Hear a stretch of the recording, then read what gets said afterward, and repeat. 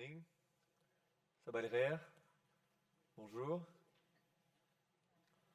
Marhaba, welcome, bienvenue. I'm Manuel Rabaté. I'm the director of Louvre Abu Dhabi, and I'm very honored to be there with you for this workshop. How can museums respond to crisis?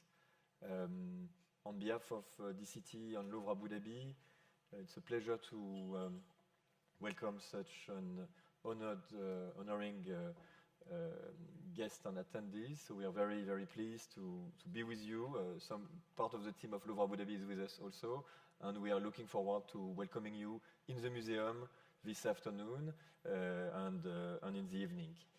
The first day was absolutely fantastic, and I think very important in celebrating the progresses of ALIPH and the importance it has for the safeguarding of heritage. I want to say happy birthday to this great organization, which is in a way a sister or cousin of Louvre Abu Dhabi in its ethics and in its value. We have seen many presentations, workshops, and majlis, and all of them, of course, about the touching the notion of crisis and the notion of danger for culture and heritage. I think that it's important in this workshop today that we can zoom a little bit on something which is also very important in the ecosystem of the heritage preservation, which is the very nature of the museum. So we will have several speakers who will share with them each one a case study on different, very different and rich angles on museum specific problematic and a way to deal with crisis. And again, as we saw during the full day and even up to the last panel, the definition of a crisis can be extremely large. We see that ALIPH has a very dynamic definition, which is quite useful to be efficient and to go with the motto of action, action, action. It can include, of course, conflict, social unrest, natural disasters, public health emergencies, and so on. So I think based on this diversity of the concept of crisis, we will really focus on the museum world and also on the interaction with ALIPH. So I'm very pleased to have with us today an esteemed panel, Mrs. Oleksandra Kovalchuk, please. You're with us, the director of Odesa Museum of Fine Art in Ukraine. I think you will be mic'd up. Yeah. We'll do first. I'm doing the introduction. Mrs. Kovalchuk has extensive experience in the field of museum management and cultural heritage preservation. She is also a member of the Odesa City Council and the leader of the NGO Museum for Change. As a result of the current Ukrainian crisis, Mrs. Kovalchuk is driving multiple initiatives to preserve and protect countrywide museums and cultural sites. As we face these challenging times, we are sure we will learn a great deal from her experience. May I also invite Dr. Nadine Panayot, Curator, Archaeological Museum, American University of Beirut, Lebanon. Dr. Panayot is a renowned scholar, professor and writer in the field of cultural heritage preservation. She is also an active member of the Lebanese civil society and has been involved in various initiatives related to protecting human rights and social justice. Dr. Panayot played a critical role in the aftermath of the 4 août Beirut blast, working tirelessly to ensure the safety and preservation of the museum's collection in the face of significant challenges. Thank you for being with us today, dear Nadine. We look forward to our discussion. I also have the pleasure to welcome Dr. Silvie Memel Kassi, international expert and president of the Tapa Foundation, Côte d'Ivoire. The Tapa Foundation is a non-profit organization that works to promote education, health, and environmental sustainability in Côte d'Ivoire and other African countries. Dr. Kassi is also a prominent entrepreneur, international expert, and philanthropist. She worked on a preservation project with ALIPH Foundation to strengthen the protection of the collection of the Musée des Civilisations of Côte d'Ivoire, which accidentally you were managing for 15 years before that. We're fortunate to have you as part of this section. Thank you for joining us. Mrs. Manana Tevzadze, Chairperson of the Georgian National Committee of the Blue Shield. Mrs. Manana has extensive experience working in the field of cultural heritage protection and has been actively involved in efforts to safeguard cultural property in Georgia and in the wider region. Her experience ranges from working to the public sector to the private sector to academia.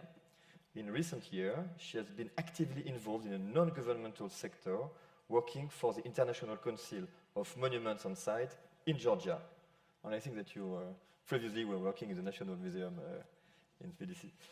As a result of her experience, she can shed light on risk preparedness and response mechanism. We are honored to learn from you today. Mr. Zaid Ghazi Saadallah, Director of the Mosul Museum in Iraq. Dr. Zaid, I've seen you. Thanks. Mr. Saadallah has played a very important role in the Mosul Museum rehabilitation project.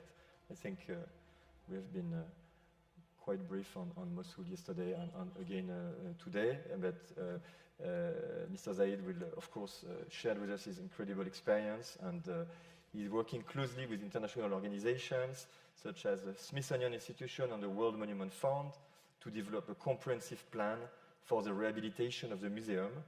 In addition to this, he has worked on numerous excavation projects throughout Iraq and has been involved in efforts to protect and preserve cultural heritage sites in the country.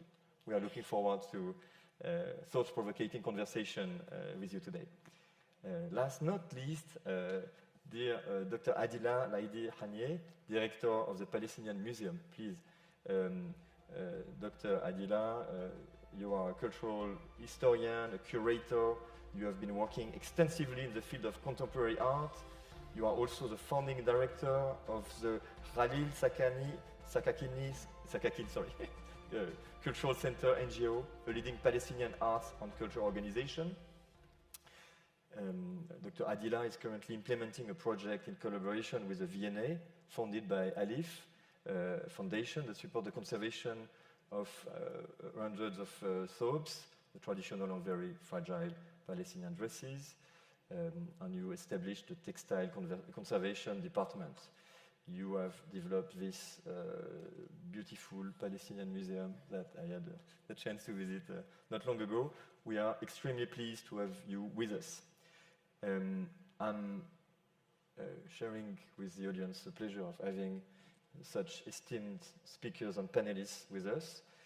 We will give 5 to 8 minutes to each of you to go through the presentation that you have prepared, maybe in the same order to keep some order going on. So, and after we'll move to the questions. So, Mrs. Oleksandra Kovalchuk, could you please?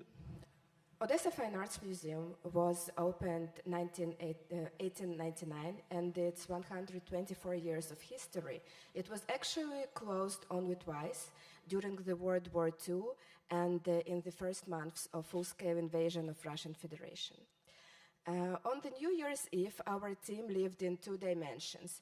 In one, we were preparing all the programming, all of the exhibitions and normal events. And in second one, we were anticipating the possible full-scale invasion, and we were purchasing some packaging materials, barbed wires, to secure the premises.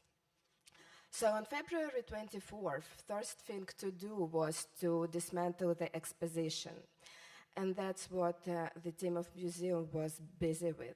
At the same time, we were uploading whatever data wasn't uploaded to the cloud servers. And that's the actual moment when Vladimir Damaskin, one of our chief scientists, is working on that.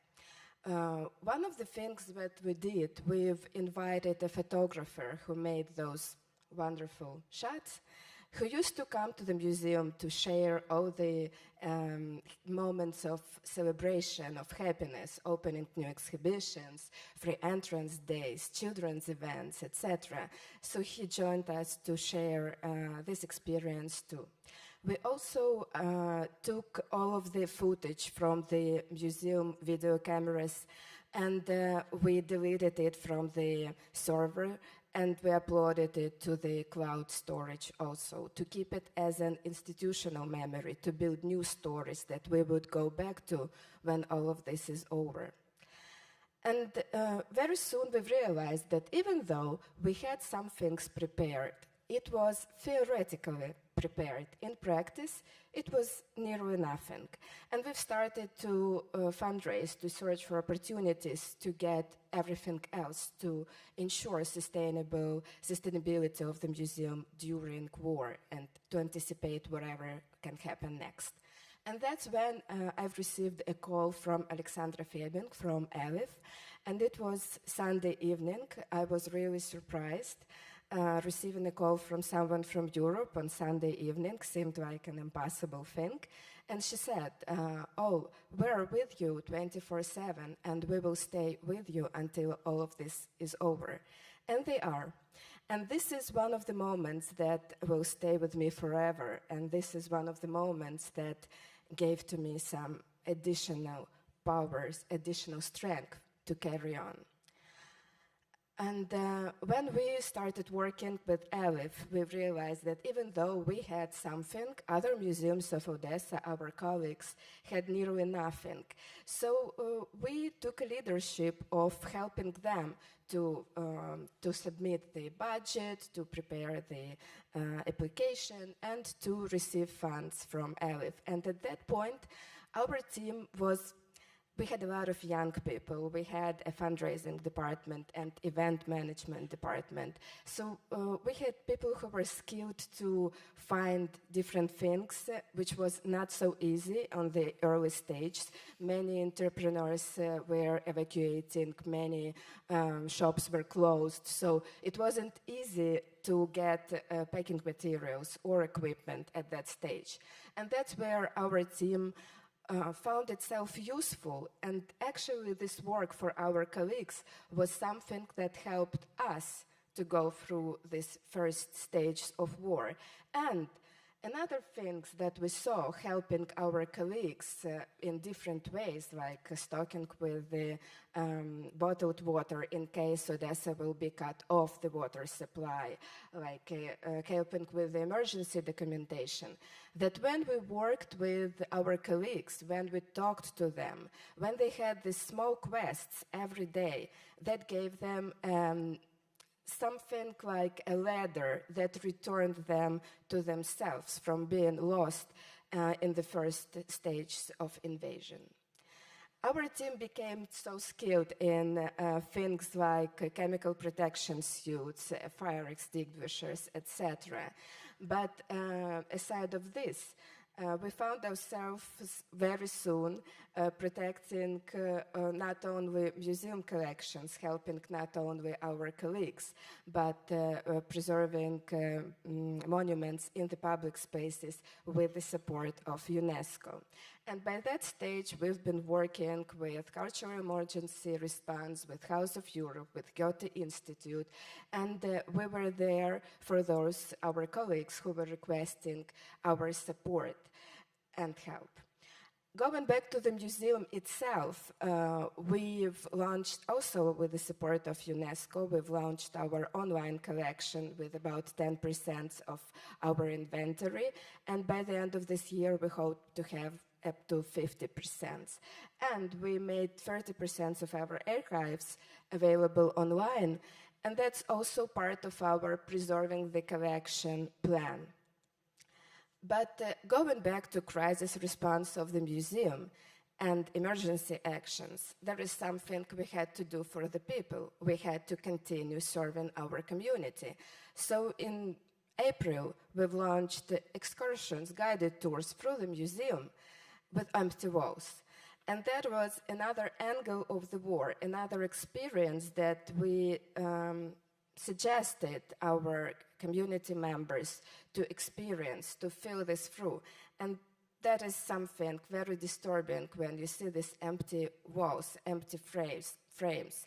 And at the same time, some works of art stayed at the place, and it was mostly the biggest works of art, and by a coincidence or not, it was all related to imperial past. It was related to Russian Empire, to Catherine II, etc., which gave us a great opportunity to speak to our communities about decolonization and our history and institutional history too.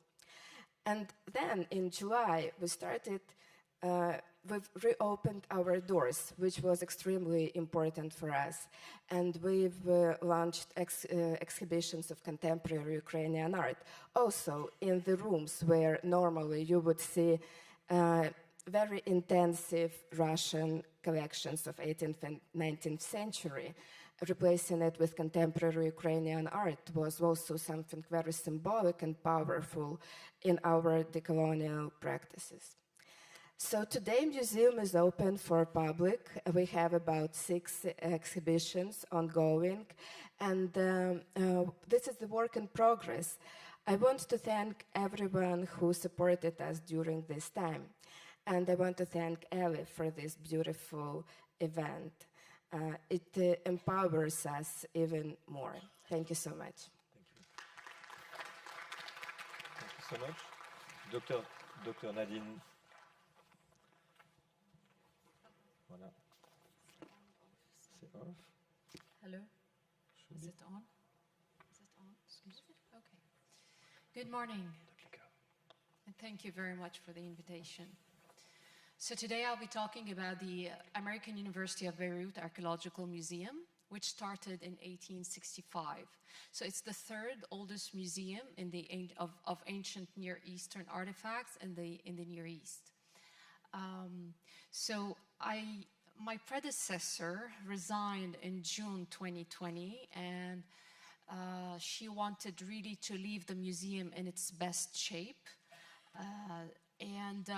This is how spotless she intended to leave it to me. I was due to take over on September 1st, 2020. But little did we know that Lebanon would soon be staging the 3rd most powerful explosion in the history of the world. Little did we know that Lebanon would be under its worst financial crisis since its creation, and little did we know that the whole world would be really under a complete shutdown due to the pandemic. So this was the baptism of fire. This is how I took over on September 1st, 2020. The museum was destroyed. It lost its windows, all its doors. You need to know that this is a historical building, massive, large wooden doors. Everything was shattered. We also lost a major showcase that you see on the upper left screen, a major showcase that used to contain 74 glass artifacts, mostly dating back to the 1st, 3rd century, so Roman period. So during these 3 weeks, which means before I took over my new position, I created like a small rescue team with my ex-students in cultural heritage management and museum studies. And I told them if they would like to join me on looking at all the museums that had been affected by the blast. Indeed, 8 museums had been partially destroyed, but only 2 had lost pieces from their collections. And these 2 museums were the Sursuk Museum and the AUB Museum. So finally, after we did the inventory with all the museum directors, turns out that the AUB Museum had lost the biggest share of objects. So I contacted the Institut National du Patrimoine in Paris, asking them if they could send us just a little bit of material because we couldn't access our own funds at the banks. And surprisingly enough, I was able to put together 2 missions that were graciously supported by ALIPH. The INP was funded by ALIPH to actually send experts, one to the Sursuk Museum to work on paper conservation, and another one to the AUB Museum to work on glass conservation. So we received, so we did like an impromptu, it was totally, I mean, at the last minute, we created a workshop at the museum to basically recollect these thousands of glass shards. And I'm not exaggerating when I say thousands, because the glass was mixed with the showcase glass, the shelves of the showcase, and the windows glass. So all of this, of course, with the 74 fragments. So Claire Kyobert, the expert from the INP, arrived in Lebanon on September 4th. So this is like 3 days after I took on my position. And under her guidance, the volunteer team, the students, and the museum team were all working hand in hand to basically recollect the thousands of shards. And we were able, believe it or not, to actually identify some of those shards with the original inventory, photos from our inventory. Then because there were, after the recollection phase and the puzzling phase, we realized that about 15 objects were possibly restorable and the rest was gone. So I wanted these fragments to be useful, at least for science. So I created partnerships with the Faculty of Engineering, the Mechanical Department of Engineering, and together with my colleague, Dr. Asmar, we were able to create DITCH, a Digital Cultural Heritage Center or incubator, and together we're actually in the process of digitizing our whole collection. We're also creating virtual reconstructions of the glass fragments, and what you see here is actually a virtual reconstruction done by one of our students, and these virtual reconstructions are used eventually to print. And the last picture over there is a 3D print of one of our objects that was destroyed and then restored, and in the meantime digitized, and we're actually creating 3D prints. And the picture in the middle is actually also a 3D print in crystal that was used at our fundraiser in New York. So another also partnership was achieved with the physics department. We're actually looking at the chemical composition of the fragments from these fragmented glass artifacts. And this finally materialized also in an international workshop looking at the composition, the conservation, and the archaeology of glass material. In the meantime, we also received a call. I received a call from a person I had never met in my life. His name is Dr. Stephen Koob. He had just retired from the Corning Museum of Glass in New York, and he offered his help. And I said, of course, the more the merrier. So we received this gentleman for 3 weeks at the AUB, and he actually, with Claire Kyobert, again volunteered to renovate 6 pieces from our collection, and he also joined the international workshop, and he offered to train people for 1 week for free from all over the from all the universities of Lebanon, not just the AUB students, all of it for free. And he also supported our children's program called Glass Through the Ages during that period. The 6th mission actually materialized with the British Museum, who had contacted me back in August 2020, but it took about 18 months of negotiating, and not of negotiating, of conversing with the British Museum. And when they finally got the funding from TEFAF, the European Fine Art Fair, they offered to ship 8 fragmented artifacts to the British Museum, where they were conserved in their lab. But they also offered to receive one of our museum assistants, Aimee, who went there and benefited from a 3 months training in best practice in glass conservation. After that, I had the pleasure of co-curating an exhibition at the British Museum in room 3, where we exhibited our 8 pieces, telling the story of these glass resilient pieces to a global audience. And finally, they are now back in Beirut. The last picture shows they arrived last week, and we, believe it or not, we broke the record of the number of visitors for room 3 with our global story. And finally, I wanted to share with you that movie that I made specifically to thank ALIPH and the ENP.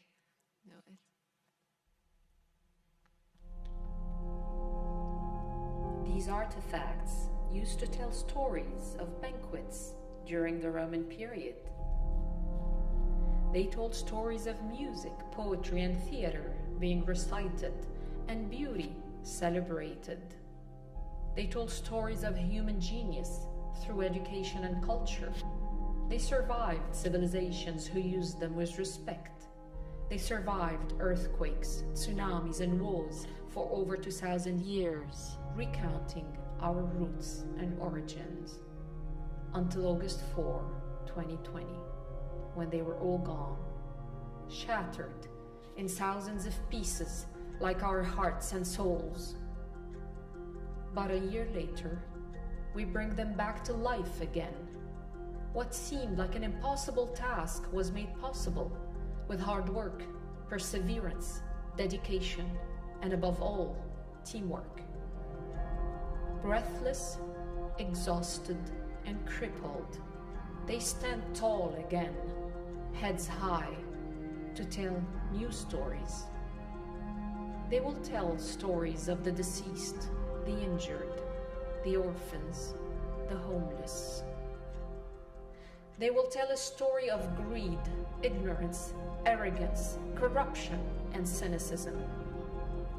They will bear witness to the guilt of the culprits of this atrocity, and they will keep telling that story for another 2,000 years if necessary.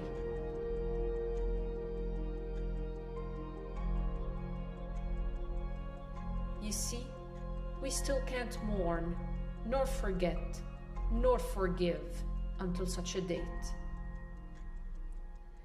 But they will also tell our stories, the story of our resistance to betrayal, to the manipulation of the Lebanese children, women, and men, making them believe that the demons were outside when they had always been lurking amongst us.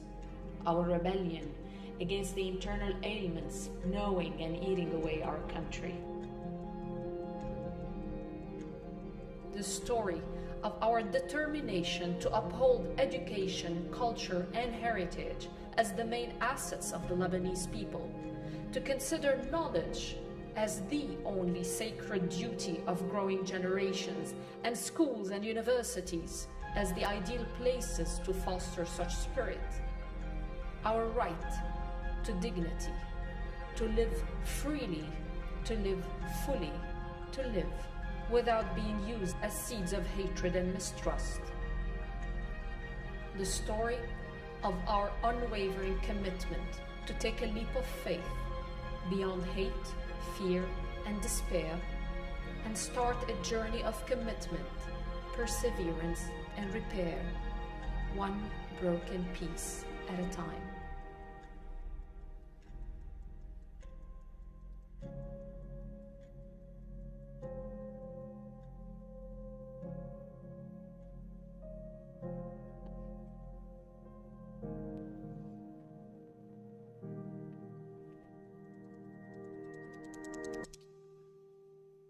Thank you. Bravo.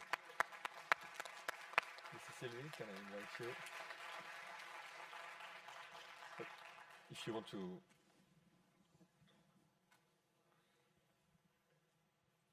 Please.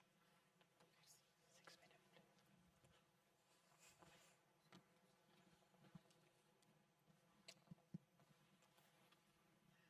Can you change? Sorry, it's the wrong. Can you change? Can you change the PowerPoint? Yeah, wrong PowerPoint. Non, je préfère. Oh, you prefer this one? Yeah, wrong PowerPoint. Yeah. J'espère que vous m'entendez. Can you use the one?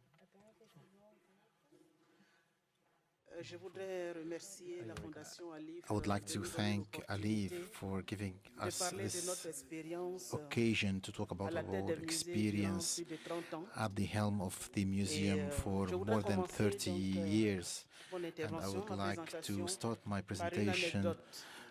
with En 2008, une farce. alors que j'étais la directrice du musée national, In 2008, when I was at the head of the museum, I received two guests who wanted to see me. One of is from Europe, another from Africa, from sub-Saharan area. Both persons have proposed me 100 million franc to get all the collection of artifacts of 524 piece of artifact, and definitely I refused. At that time, we didn't have the funds. We are called the Museum of Civilization, but not all at the time, not all the regions were represented. This is why we pleaded for funds in order to be able to have that equilibrium or that balanced representation of the regions. We knew Tombari,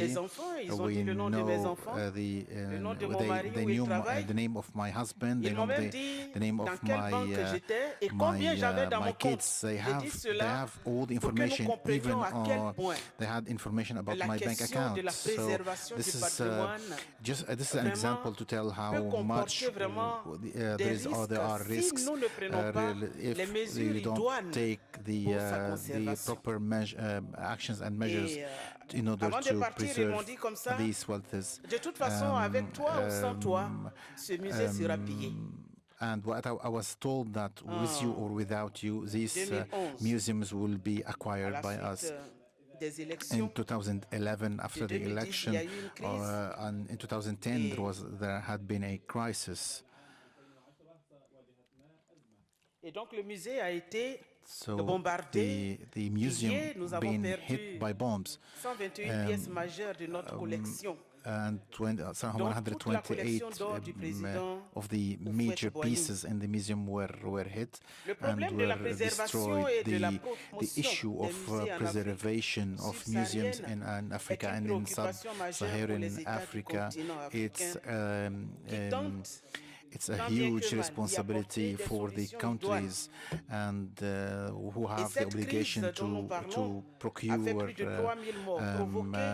procure solutions. And these risks and these conflicts have triggered a massive migration, a massive exodus from this area, and that's what makes what jeopardizes the security environment of our monuments, of our museums, of our protected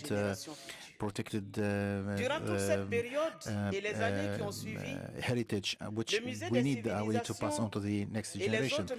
So this museum and the other museum has as well been afflicted with a scarcity of resources, and they have never benefited from the donations and from the funds that other museums around the world are benefiting from. So due to that lack of resources,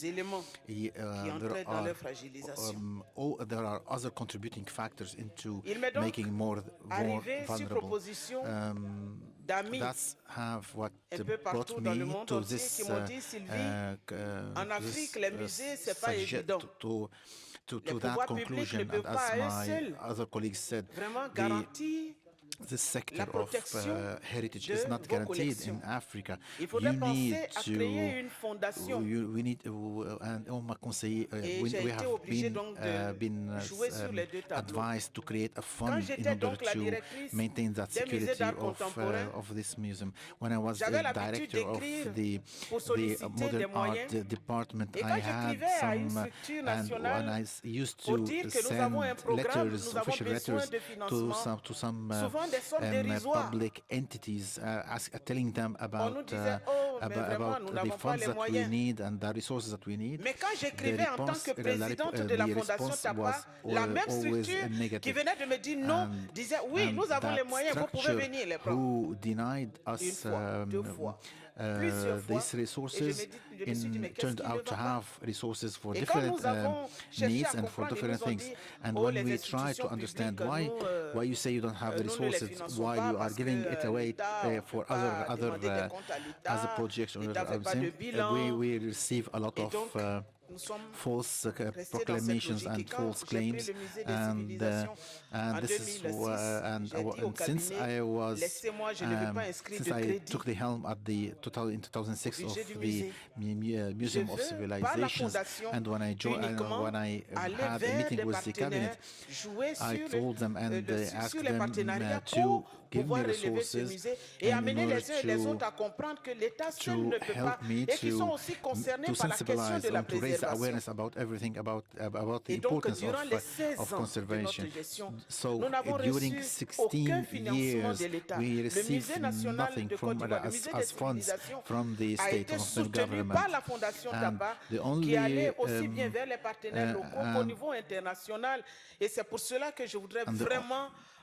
the only donations that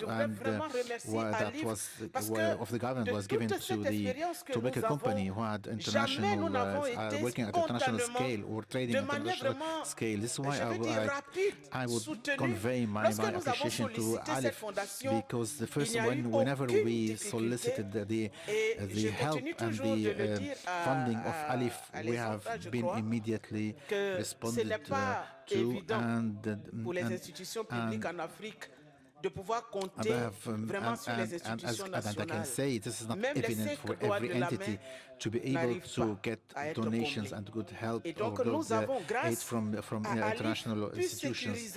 So due to ALIPH, we have managed to maintain in security 15,000 artifacts, and this is how we are sure now, and we are assured that we can pass on this heritage to the generations to come.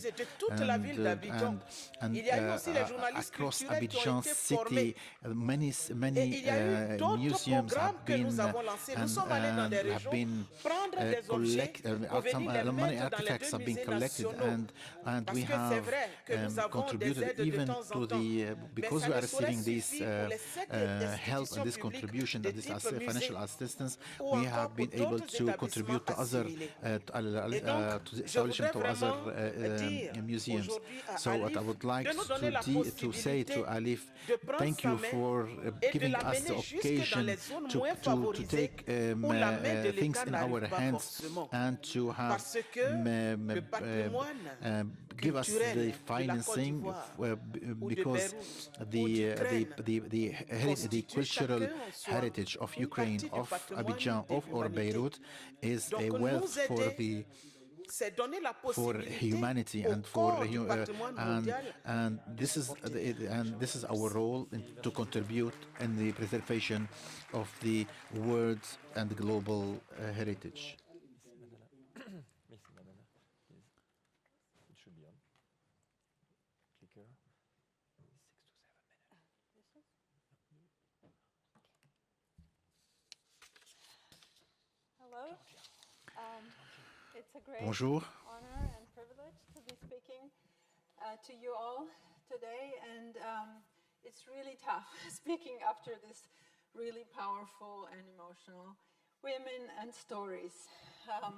My case takes a little bit of a different stance. It's more about preparedness than reaction, but in a way it is still a reaction to an earlier happening. So in 2008, Georgia experienced in much smaller scale the same what's going on in Ukraine right now. So the city of Gori, the town of Gori that I'm talking about, and its particular museum, a small regional museum of ethnography and history, was under occupation and for 2 weeks, and experienced against looting, missile attacks, shelling, and so on.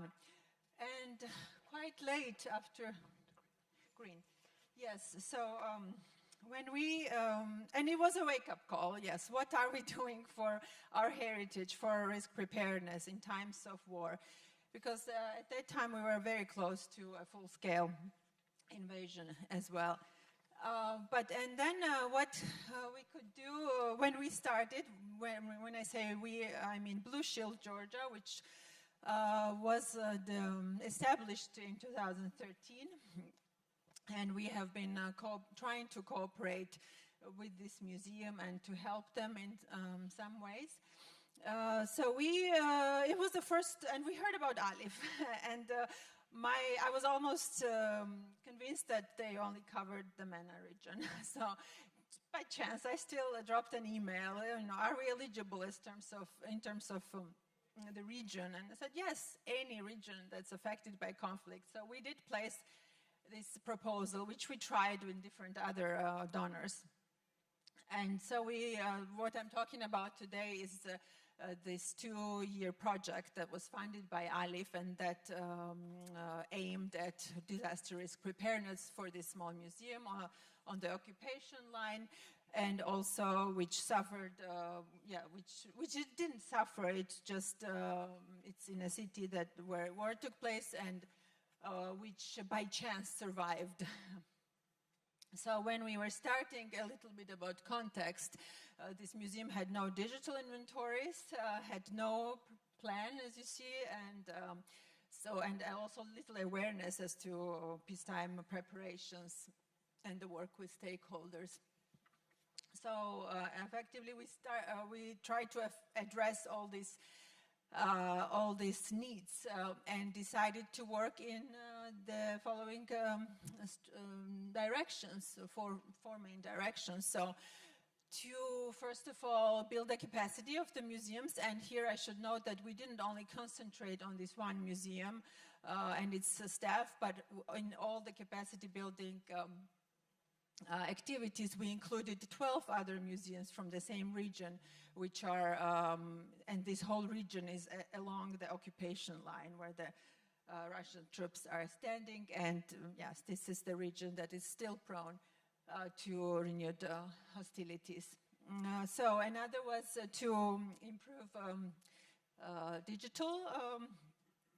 to digitize the inventories and the artifacts, also improve stakeholder cooperation and also cooperation internationally, and try to reach this civil-military cooperation as well. So in terms of capacity building, we had a lot of trainings, so some planned, some unplanned. So we engaged with our international partners. I'm a first aid course alumna from 2016, and so another, my colleague from the US, she came to do the training with us. Then we did also wrapping and preventing conservation trainings, and as I said, this involved about 30 museum staff from around 12 other museums. So another was to set up documentation, like a small lab for documentation and in digitization. So a lot of the photos, photo negatives, manuscripts, books, they were digitized, as well as the books, inventory books.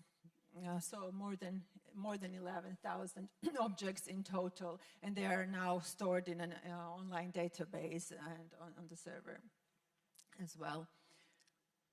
And then we realized some of the storage conditions were horrible, and this was not planned in the project, but with the help of our project coordinator at ALIPH, we relocated all the existing funds in the last moment and try to help this one storage, because how can you prepare for evacuate or prepare if you can even without a disaster you cannot access your storage rooms. Oh, I'm sorry. And then yes, so of course a major outcome of this project is a disaster risk management plan, which is based on a thorough risk analysis of the building, of the collections.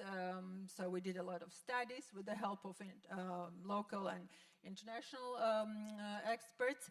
And then we also had, which is also quite important outcome, civil military training. So together with the National Guard of the Defense Forces, we planned, and also with the help of Blue Shield International, we planned a joint training, which was then undertaken at the museum, and again involved a lot of partners. Yes, unfortunately, we were not so successful in cooperating with the Ministry of Culture, but nonetheless, we had many other partners, like you see here, from the military, but also from the museum field, also international partners. And this way we could, yes, this was the first case when we could also help this one museum create a disaster risk management plan. And this way we stressed the need for multi-sectoral and multi-stakeholder cooperation in times of peace. And yes, here I stop. And thank you so much. Thank you so much. Dr. Day, thank you, ma'am.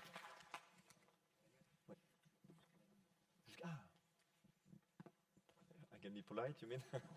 Instead of trying to cut. So what you're saying is so important. Don't dare intervening, but I think it's good if we can keep some time for the questions between us and with the public. Dr. Zaid, please.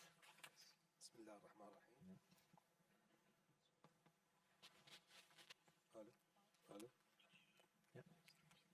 Mic should be. No, it is. Bismillah ar-Rahman ar-Rahim. In the name of Allah, the most gracious, the most greetings from Mosul Museum. I would like to express my thanks and gratitude to all of the guests and hosts and attendees. I would also like to thank the ALIPH institution for providing support to the Mosul Civilization Museum that was in the 2018. I would like to start my speech with the historical background of the museum and restoring it to the Mosul Civilization Museum. This is the second important museum in Iraq, and it has a distinguished status in Iraq for its distinguished contents when compared to other institutions. Its style resembles the old ancient buildings of the museum in old Iraq. And this plot of land was very important, and it is located in the right side of Mosul, in the royal court. In the 1950, the Iraqi government decided to transform this building to a museum opened and directed by, that was inaugurated by King Faisal II. And with the increase of the number of monuments, there arose the need for setting up a new museum for showcasing these monuments. In 1970, the current museum building was set up, and it was designed by Dr. Muhammad Makiya, and it was funded by Kolbinkian, and it was inaugurated officially in July 1974. It included 4 main halls for showcasing, to showcase all the monuments in a timeline from the Islamic era and ended by the Ottoman era. Daesh organization seized this area, and when they occupied Mosul in 2014, and they attacked the museum, and they attacked it and stolen most of the items and destroyed most of the monuments in this museum. اتخذوا منه مقرا لما اسموه they used it as a headquarter of what they called the Zakat house, and they destroyed it.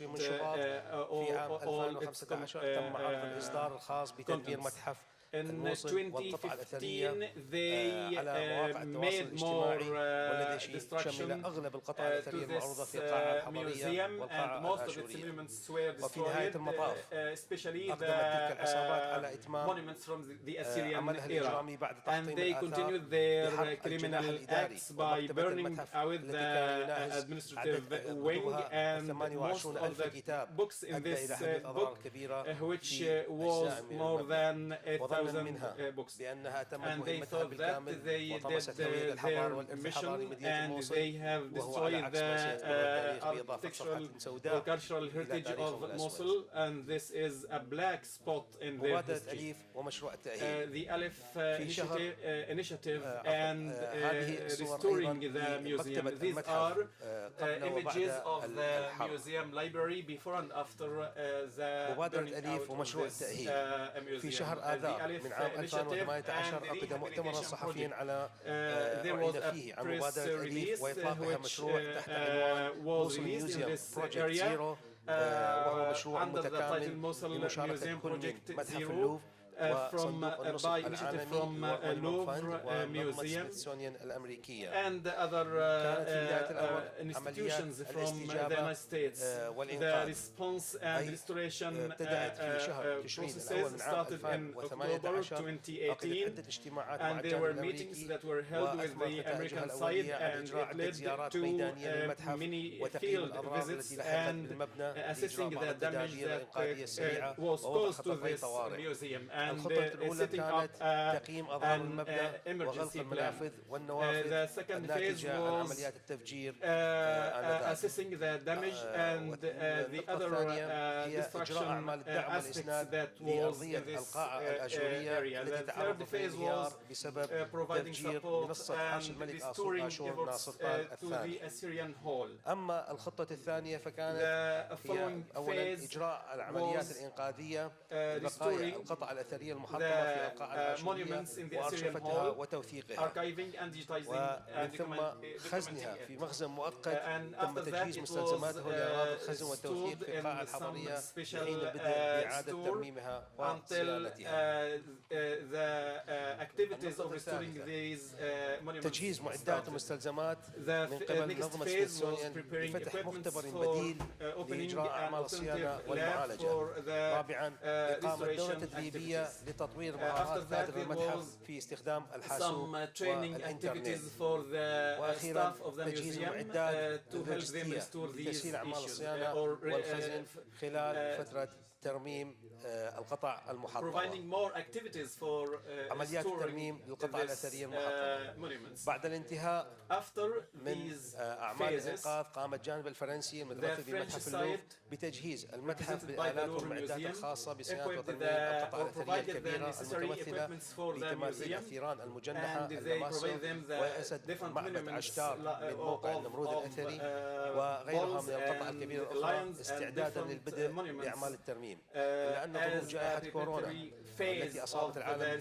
بأسره عرقلت سير الأعمال وتم اللجوء إلى العمل من خلال المنصات الإلكترونية واستثمار من الوقت. تم الاتفاق على تدريب الكوادر المتحف على عمليات الترميم والصيانة عن بعد وبالتزامن. عقدت عدة اجتماعات لوضع خطة الترميم والصيانة من أجل البدء بأعمال الترميم بعد انتهاء الجائحة. وفي شهر حزيران من عام the restoration activities after the pandemic, and after the pandemic the first French mission arrived to the Mosul Museum and started their activities with the Memel Lion. بجدول زمني يتضمن زيارة البعثة لمدة أسبوعين لكل شهرين أو 3 أشهر حسب ما according to يكون a متاح plan that was في هذه set up المدة. previously للبقاء في in this المتحف area. والعمل خلال هذه المدة، ويستمر العمل من قبل فريق العراقي بعد The Iraqi مغادرتهم team started إلى to من خلال وضع خطة مسبقة أيضا يتم put مناقشتها their مع plan رئيس الفريق وبقية الأعضاء to be discussed with the head of the team لحين عودة الفريق الفرنسي until مرة the ثانية.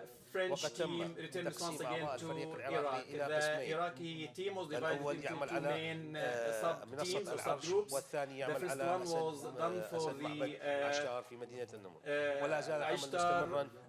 Lion and the main hall, and they were able to achieve big success in this in their activities. Also, I would like to thank the ALIPH Foundation for their efforts and their activities, for all their support and funding us. Also, the French ambassador visited مبنى المتحف. the museum in Mosul بهذه الأعمال من قبل صندوق النصب العالمي. There were also some international support that we received in 2021. There was some field visit لجنة الهيئة وصندوق النصب. between بعد ذلك عقبها عدة some زيارات international ميدانية organizations من أجل that إعداد تصاميم ومناقشتها visited the للوصول إلى museum in القرار Mosul, النهائي. and they tried وقد to تم provide عرضها us على some معالي support, الوزير. and this was discussed with the minister, and it was approved, سنبدأ العمل and we will قريبا جدا start to على work تأهيل according to this agreement المتحف. for restoring the كلمة أخيرة.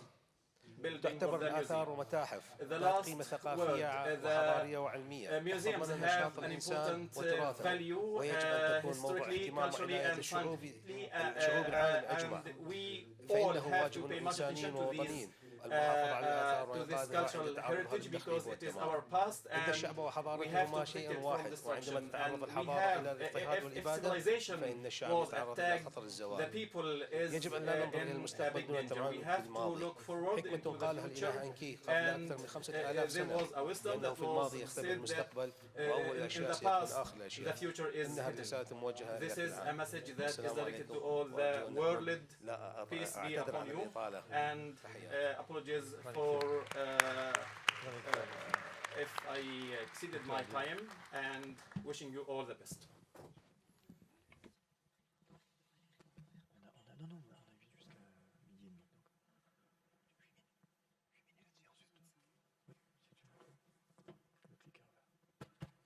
Okay, مرحبا, صباح الخير, السلام عليكم. Good morning. شكرا للحضور. Thanks for attending. Should back up, I think, one more slide first. Can we back up? Red. Oh, pardon, c'est moi qui dois le faire. Okay. Okay. Ah, voilà. Okay. طيب, thank you. Hello again. I'll speak in English. But I want to say a few words in Arabic. أول شيء بدي أشكر الحضور اللي تواجدوا هون وبدي أشكر مؤسسة I would like to extend the thanks and appreciation to ALIPH and the donators, especially United Arab Emirates and Kingdom of Saudi Arabia for their support to this organization. I'm so happy that we have Arab donors who are supporting the culture work in our area. Big thank you to our colleagues at ALIPH, Elsa, Dr. Maya Kominko, Mr. Munir Bushnaqi that I just met, and all the wonderful people who work at ALIPH, Bastien and everybody. And thank you for putting me in such a distinguished panel with whom, unfortunately, I share many sad experiences, but also a lot of hope. So I'll start briefly by talking about the museum. So the museum is a new museum. The Palestinian Museum is a new museum that opened its doors in 2016. On May 18th, 2016, May 18th, because as you know, it's International Museum Day. So we opened our doors on that day. The building, as you can see from the top, it's a very modern structure. The main thing to know is that we are a non-governmental organization. This informs all our work. We are a non-governmental organization. We were created by the largest Palestinian philanthropic foundation called Ta'awun, or welfare, And the mission of the museum was to focus on the history and culture of Palestine. Originally, it was supposed to be a museum of the Nakba, but then its mission was changed to celebrate the history and the culture of Palestine. So this is the building. We're located in Bir Zayt, in the village of Bir Zayt, or the town of Bir Zayt, if you've heard of it, close to the university. We are not attached to the university, but we work a lot with them. We won a few awards. In 2019, we won the Aga Khan Award for Architecture. It was the first modern structure in Palestine to win this award, as opposed to all the restoration projects that won the Aga Khan Award previously. We also are the first museum in the Middle East and the first structure in Palestine to win the gold medal from the Green Building Council, the LEED. So we are a green building, and we also won a MENA Green Award and lots of other awards. Anyway, this is the back of the building with the garden. We have a large garden that features all of the vegetation in Palestine and also some permanent art installations. Our architects are Henihan Peng, which is an Irish firm that won an international bid. I left this slide to talk about emergency issues, but I think I spoke with Manuel and he said we could skip that. So you can see the building, the garden. We produce our own olive oil, our own wheat, our own hummus, our own pomegranate juice. And on the right, you have the university structures. Our land is 40,000 square meters. So actually, before I seg onto the next issue, I'd like to say that mercifully and fingers crossed, our museum has not known all of the damage that the colleagues here have spoken about. Personally, myself, in 2002, I went through this horrible experience when I was running an art center called the Khalil Sakakini Cultural Center, which was ransacked and looted by the occupation army. And at that time, actually, we were very lucky to receive very quick funding for renovation from the Islamic Development Bank. They went to the Palestinian Authority. The Palestinian Authority contacted all the structures that had been destroyed or looted or ransacked in 2002. And we were one of them, and so we didn't have actually to go and ask. So that was 2002 at the Khalil Sakakini Cultural Center, which at that time also had the offices of Mahmoud Darwish, the poet. So here we have a different dispensation. Which I will explain briefly, and then I will speak about the three structural crises that we suffer from and how we deal with them. So in 2021, Art Forum magazine in the spring had a special issue devoted to museums, Museum Now, and we were very honored that they put us on the cover, and they gave us 6 pages inside to talk about our work. And so I just want to quote the first lines of my last reply to the interview. I said, okay, every day there are, meaning I face, there are 1, 2, 3 problems that I face, not ordinary museum management problems, but Palestinian under occupation problems. But despite all the incredible difficulties, our work is still an absolutely beautiful Palestinian journey. The work we do every day is beautiful. And the quote continues. So now we're going to talk about 3 of these problems. I will speak about 3 of these problems. The main problem is, I don't know how many of you know about this, access to collections. First of all, we are a non-governmental organization, and we are under occupation. So obviously we have 0 access to the Palestinian archaeological artifacts from all the civilization that were in Palestine. We do not have access to them. And so the way we do our work is that we try to, and I will explain this in this point and in the second point, is that we try to access collections of Palestinian material heritage wherever it may be, in museums, mostly in private collections.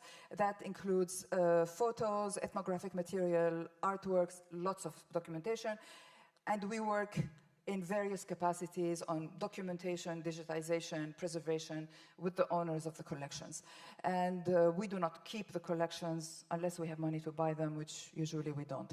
So anyway, so the main example of this kind of work is one of the websites we operate, which is called the PMDA, the Palestinian Museum Digital Archive, which is funded by Arcadia, which is a British private foundation where we document history from below. So we do not archive in our building, we just digitize. We have state-of-the-art digitization facilities. We have an amazing team of about 20 people.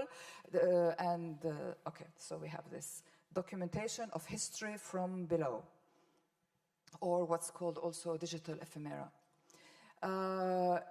As part of our work, we also, as I said, we try to digitize material heritage, which we do not necessarily own. We document and also upload.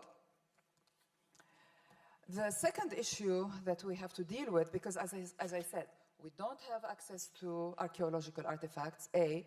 B, the scope, the historical scope of our museum has been defined as the modern period by our founders, meaning the 18th century onwards, and we don't have une ligne budgétaire non plus pour acquérir des collections, so we have to be creative. So when we go and we look for this heritage, one main problem, of course, that we find is there is neglect. Material neglect or like even mental neglect. So one of the main projects that the museum worked on before I joined was a project, I think it was funded by MEPI or in partnership with MEPI, which was to track and scope and digitize and preserve photographs, which we have included in our digital archive project. At that time it was called the Family Album. So that's that. One important work that we're doing is with the Palestinian embroidery, and we have a lot of planks in that work, but this section here is funded by ALIPH. Why Palestinian embroidery? Whenever I talk about Palestinian embroidery, people think we're a textile museum or an ethnographic museum. We're not. So I explained that we did not find Palestinian embroidery. Palestinian embroidery came to us because we have very generous devoted committee that gave us a large collection, and we did a crowdfunding campaign to repatriate it. It was called Bring Back Our Thobes. Maybe some of you contributed to it. So what we're doing with ALIPH is that we entered into a partnership. Thanks to ALIPH funding, we went to the V&A Museum and we funded them, we are funding them, to help us upgrade our technical capacities in textile conservation and upgrade our textile conservation lab. We have state-of-the-art collection room, but we had zero. This person that you see on top, he's my colleague. He's the only person who knows how to conserve Palestinian textiles in all of Palestine, and he did it with, you know, like stuff you find in the market. Thanks to this project, we are training more people, so that's number one. Number two, we do a lot of community work, which we will do with the ALIPH project in the summer, training people to preserve these precious textiles. And my God. Timekeeper. There's more to say about this, haram. Sure. طيب, tamam. Okay, so ask me about this during the Q&A. One of the way we do the valorization is that we have exhibitions on Palestinian embroidery, and this is very important work because this is the preserve of money-generating project, women employment, which is all fine, but we want to or we are educating the public about the educational and the historical importance of this heritage, which is produced by rural women. The last crisis issue that we have, of course, is that the overwhelming majority of our public cannot access the museum because they're in the diaspora or they're in Gaza. So we have a very strong internet infrastructure. We were able to thrive actually during the COVID. Even ICOM recognized us, and actually ICOM gave us as an example when they put their nashra, their newsletter, as a guideline for museums around the world. We were given as an example. But the main thing we will be doing this year, we will be launching the first Arabic language museum website the first Arabic language museum website destined for children, and it's going to be called Sanasel, and it's basically translating all our museum content for children, educators, and families. And since I have no time, I will end up here with this image of our building, again from the back, with all our staff, and to ask you to follow us on social media, palmuseum.org, and thank you again for your support. Thank you. Okay. I know. Apologies, but it's great that you finished by the image showing the interaction between the museum and its beautiful landscape and environment, which is, I would say, the next gallery in your place.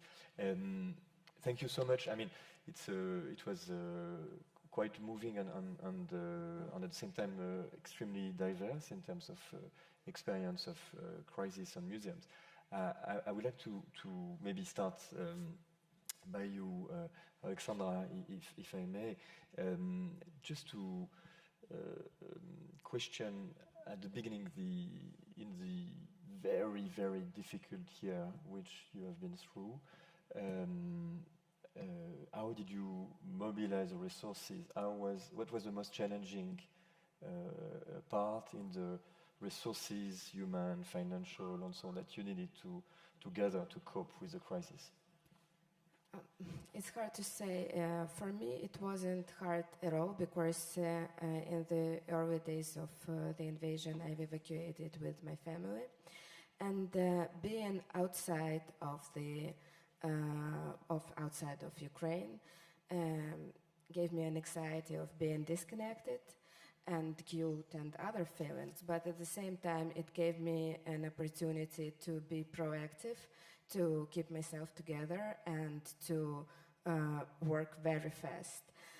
So for me personally, it wasn't the finding the resources. I have to say that a lot of organizations were there for us, and we really appreciate that help. Right now, I think that we have some new challenges to see, which are kind of more complicated than it was in the very beginning. And the things that I'm constantly afraid of, that in the changing world, priority of Ukrainian war and the threat to the cultural heritage might be less important for international community. And that's my fear, and I really hope it wouldn't happen. So this is how you advocate within the overall advocacy of the crisis of the country.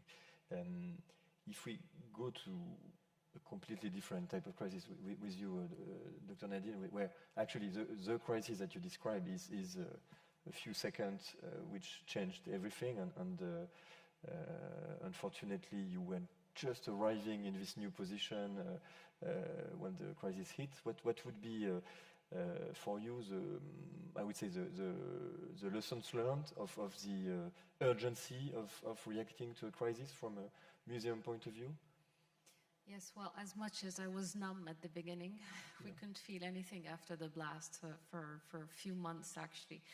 But what I learned by doing, actually, as we were on the floor, sifting through these thousands of shards and bringing these people together against all odds, despite the COVID and despite the shifts that I had to, implement to allow people to access the site, the crime site, I would call it. And basically this, believe it or not, created a feeling of healing for the entire community who was working on the recollection, the conservation. So this is something that I learned and I would like to add this to the list of ALIPH's maybe motto, healing, healing, healing. Really, it took about 1.5 years, but believe it or not, everybody who worked on this project felt the solidarity, felt the healing effect that it had on their psyche, because as I said, we were really traumatized after that explosion. And then the other lesson learned, that indeed something that was repeated several times over these past 2 days, definitely let the locals deal with the situation because they have a gut feeling. And when I decided to keep these glasses underneath that fallen showcase, this was actually the best decision I made, although I did not have the executive power to do so, but I really wanted to keep them there because when the expert came and we started the recollection, we actually divided the fallen fragments into a crime scene, like an archaeological site. And this is what allowed us to actually recover all the pieces and box them in different areas. So this was a key learned outcome from this experience. And again, I think definitely heritage unites and heritage creates solidarity, and this is what we have experienced. Thank you so much. Maybe I will jump to Dr. Zaid, Mr. Zaid, if I may, talking about collection, recollection, and the reconstruction. You mentioned the relationship with the Louvre and the collaboration. How, again, in terms of lessons learned, what would you share on the way to foster international collaboration and to take the best of the local expertise with the help that you can get from France or resources? No. Yes. Regarding the international cooperation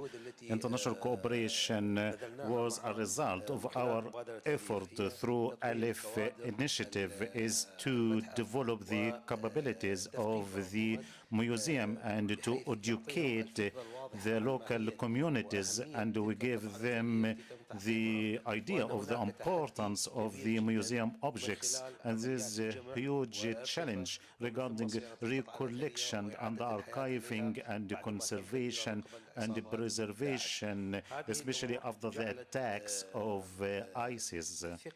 And this would create self-confidence among our local people. And the aim here is to conserve our civilization heritage, which is inspiring the whole world. Thank you so much. So this inspiration leads me to a question for you, Silvie, if I may. You talked about the efficiency that you had when you were talking from a foundation point of view and how to engage with civil authorities, with the government, and so on. I remember when you discussed, you mentioned the importance of the network and the capacity to mobilize. Again, can you share with us in terms of lessons learned from the result, from a museum point of view? How do you make the best of this network? How do you organize it? Merci, effectivement. Thank you. Definitely, since the intervention of ALIPH, we should say that the museum has an authority because we have no more problems, and researchers who come and curators are doing their research easily. So it is also worth mentioning that there are authorities at the national level who gave the feeling of really investing more in the museum. So today, the Ivory Coast, after Senegal and having their goods and assets colonized, it became a really national feeling. We are not only participating with the actors, but professionals, communities, but also universities and youth in our work. So this is something really exceptional and important. And we know that challenges are big. After 30 years, we have, after becoming myself director of a museum, we asked from the competent authorities to give us the possibility to be leading the museums, not only the public ones, but all the museums. Up until today, Actually, we have a foundation that is working on reaching everyone, every person. This is what I would love to say about my experience, which is very special. In addition to the Civilization Museum, we have the country museums, which are also fragile because of the lack of resources. So we need to take into consideration these specific museums. Thank you. Très inspirant. Manana, you mentioned the emergency rescue process and so on. And again, I don't think we can go through all the items of it, but again, in terms of sharing with the audience and with the colleagues, the lessons learned, what would be for you the main gaps that you identify, and what would you recommend to consolidate from a process point of view? Thank you. So the main challenge was still to realize that despite the evident threats that are there, there's still a lack of awareness and understanding for the need for planning, and so it was very important for us to convey this, and at the end of the day, really we could achieve raised awareness, and this way, and by the time we completed also this project, there were all these other museums that I mentioned, smaller museums that were engaged, and they learned something new every time, and then by the end they were like, now is it our turn, can you come and do the same or similar project and help, because we have also, they work there every day, but you should also understand that they're not always, these museums are not staffed by professionals, and they lack still the awareness of small things. So I think that was also a big eye-opener for them, and they went back to their collections and saw, oh, we're storing this in such a bad paper boxes or this and that, and they learned so much, and I think this was a big takeaway for me, how much these regional museums are in need of help. Thank you. And maybe one question for you, Adila. You wanted to come back to the sorrows, but I'm sure you will manage to put it in the answer. But I was very curious to know what you had to say about the role of museums in the resilience, and how the museum as an institution in a society affected by a crisis contributes. I'm guessing your museum is also playing a role in that. Yes, thank you. Yes, actually there are two levels to this. There's the public level, and then there's the inside operations level. The public level addresses the core of our work, which I did not get to talk about, which is the mission of the Palestinian Museum is the production and the dissemination of learning experiences. We call them emancipatory learning experiences about Palestinian culture, society, and people. And our aim is always to talk to people, to be able to look them in the face. We're not an elitist museum, and to take the opportunity to create these large learning experiences through our annual or biannual exhibitions, which are accompanied by a very vigorous education program, academic program, and public program, and it's dealing with varied issues from Palestinian embroidery to the history of the ethnically cleansed Palestinian coast, and next year, music. So yes, we are very aware of this role, but the second one that I wanted to, the second aspect is the operational aspect. So in a way, we're not in crisis recovery mode, we're in crisis anticipation by working with collectors in preserving collections, and even collectors in Jordan, by the way, in preserving collections, restoring documents, and with some others, it's just as basic as teaching them how to document and to do a registry of their collections. Because there's not only the issue of the occupation, but every Palestinian society is traumatized by what happened in 1982 in Beirut, when the army that invaded Lebanon went and took all of the archives of the Palestinian Research and Information Center, and so there's this trauma of the archive disappearance in Palestinian society, which we try to deal with ahead of another crisis. So that's it. Thank you. I would just have an open question for all the panelists based on what you just alluded to, which is the archiving, the tools, and the digital. Do you think that the relationship between the way the museum are anticipating or reacting to crises is facilitated by the digital tools? Is it it's a question for all of us, how quickly can you put it, how do you plan? Which is the best example that you could share with our audience?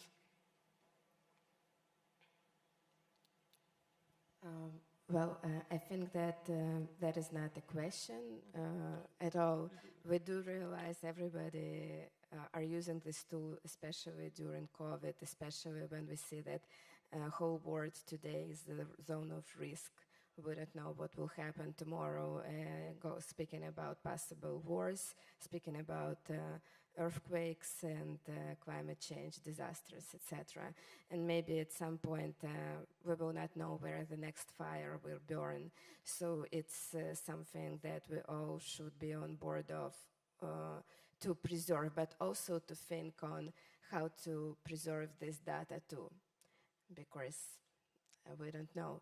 We see what is happening with different companies like Twitter, for example. We don't know what will happen with Microsoft in some... But more as a collaborative tool for the teams to work together, or more as the digital twins of the museum as a way to preserve the collections? I think that digital twins is a good idea, and that's what we're working on in the metaverse. But we're also preserving, we're trying to make at least 3 copies, like physical discs where we keep everything inside. Ideally, we want to have 1 more in the Ministry of Culture of Ukraine, and then something on the cloud and something on different cloud, just to somehow think of everything that might happen. Okay. Anyone on this topic? Yes, I think this is crucial. Can you hear me? Yeah, this is crucial, and it's if you're not doing stuff digitally, you're not doing anything in our experience, especially for us, for Palestinians. I mean, we have 3 websites. We have the Pal Museum website, we have the archive website, we have a History of Palestine encyclopedia website, we have all our past exhibitions are online, 360 tours, we have a virtual reality exhibition. We are going to produce an NFT of Palestinian dresses this year, and right now we are working with an American consultant to produce our digital strategy. So it is a must, but it's a must, and this is the key to understand, not only because it's the fashion, but because your potential visitors are not apprehending the museum anymore in the old way. They're apprehending it through the digital gateway. And so you have to give them that facility either online or even when they are inside your space. Okay. Perfect. Definitely. To add. Please. And then I wanted to add that definitely, yeah. I mean, when I entered the museum, I started digitizing the whole collection. None of it was digitized. Even our archives were not digitized. So everything is being digitized now. But more importantly, when we started these Zoom meetings and these Zoom lectures, I mean, the audience was multiplied by tenfolds. I mean, we had people following us from Washington to Paris to the Arab world. The entire Arab world was following us.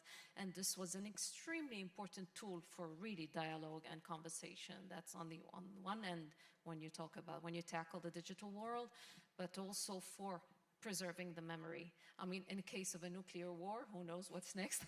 ALIPH should be ready, but also, I mean, at least we will have all this data stored in international clouds. That would be the best option, I think, for all the museums. Yeah, agreed.